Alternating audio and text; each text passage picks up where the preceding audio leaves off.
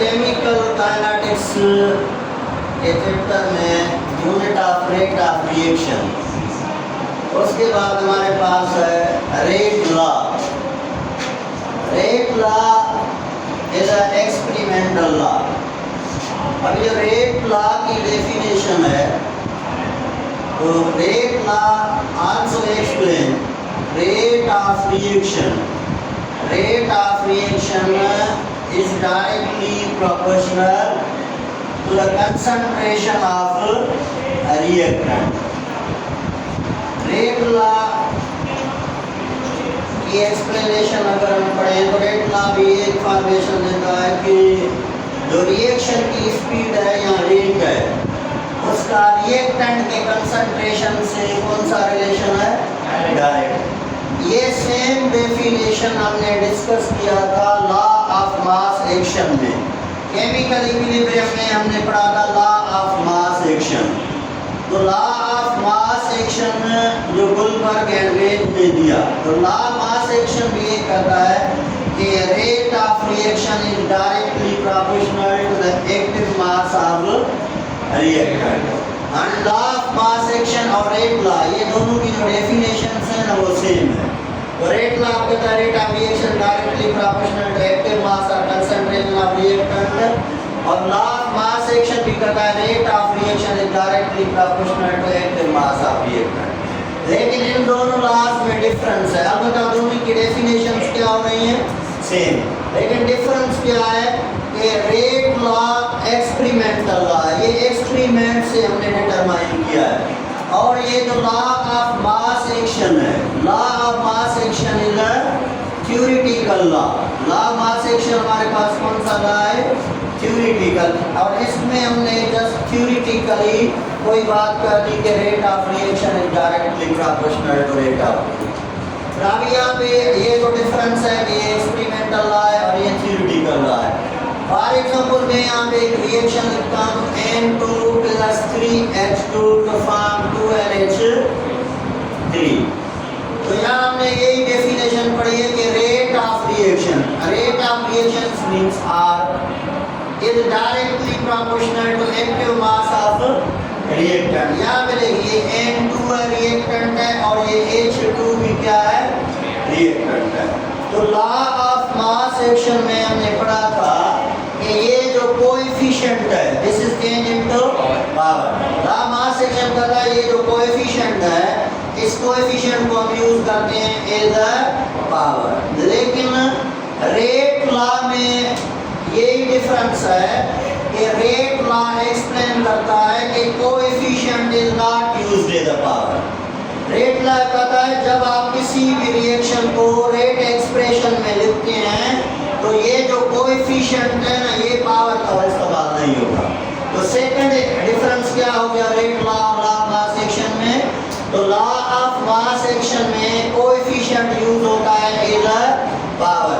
और अगर हम रेट लॉ की बात करेंगे तो रेट लॉ में हम यही बात करेंगे कि रेट लॉ में जो ये कोएफिशिएंट है this is not used as a power. तो coefficient is not used as a power. तो इसी तरह हम कहते हैं कि ये पावर हम यूज नहीं करते। अच्छा, तो पावर कोएफिशिएंट अगर पावर नहीं है तो हम पावर कहाँ से इस्तेमाल करेंगे? या हम यहाँ क्या लिखेंगे? R इक्वल टू ये जो प्रोपोर्शनलिटी है इसको हटाएं तो K हमारे पास होगा constant. This is K is also known as rate constant. K को क्या बोलेंगे? Rate constant. और ये आपके पास है N2, ये आपके पास है H2। तो लॉ ऑफ मास एक्शन में हमने कोएफिशिएंट को क्या यूज किया है इधर, बट लेकिन रेट लॉ में हम कोएफिशिएंट को पावर इस्तेमाल। रेट लॉ कहता है कि coefficient is not used as a power. Coefficient आप पावर का इस्तेमाल नहीं करेंगे, लेकिन क्या करेंगे? Power is determined by experiment. अब आपको कौन सा पावर यहाँ पे लगाना है ये पावर आप डिटरमाइन करेंगे थ्रू एक्सपेरिमेंट। तो इस पावर को डिटरमाइन करने के लिए हम क्या करेंगे? एक्सपेरिमेंट। तो यहाँ पे ये जो पावर कोएफिशिएंट मास सेक्शन में पावर लॉ यूज करते हैं, लेकिन रेट लॉ में कोएफिशिएंट पावर लॉ यूज नहीं होगा। तो ये पावर हम क्या लगाएंगे, यहाँ पावर लगाएंगे which are find by the help of experiment. अब यहाँ पे एक्सपेरिमेंट कैसे, फॉर एग्जांपल बेटा देखिए, मैंने लिखा R इक्वल टू K, ये N2 है, ये H2 है। According to rate law coefficient power use होगा नहीं, और पावर हम कहाँ से लाएंगे, एक्सपेरिमेंट। अब ये पावर एक्सपेरिमेंट कैसे करेंगे, फॉर एग्जांपल देखिए, यहाँ पे नाइट्रोजन है ना, यहाँ पे क्या है, रेट लॉ कहता है नाइट्रोजन की आप कंसंट्रेशन डबल कर दो। फॉर एग्जांपल नाइट्रोजन की मैंने कंसंट्रेशन क्या कर दी, डबल। अगर मैंने नाइट्रोजन की कंसंट्रेशन डबल की और मैंने ये एक्सपेरिमेंटली प्रूव किया कि rate of reaction 4 time increase हुआ। रेट ऑफ रिएक्शन कितने टाइम इंक्रीज हुआ, 4 टाइम। इसका मतलब है कि अगर हमने नाइट्रोजन की कंसंट्रेशन डबल किया तो rate of reaction 4 time increase हुआ। इसका मतलब है नाइट्रोजन के ऊपर पावर कितना है, 2। तो ये 2 मैंने कोएफिशिएंट से लगाया, यहाँ नाइट्रोजन के सामने बड़ा कोई भी कोएफिशिएंट है, लेकिन यहाँ पे मैंने 2 लगा दिया। तो ये 2 मैंने किससे मालूम किया, एक्सपेरिमेंट से। किससे मालूम किया, एक्सपेरिमेंट से। तो इसका मतलब है कि हम पावर यूज करेंगे और उसके लिए हम एक्सपेरिमेंट करेंगे। This experiment is also known as initial rate method.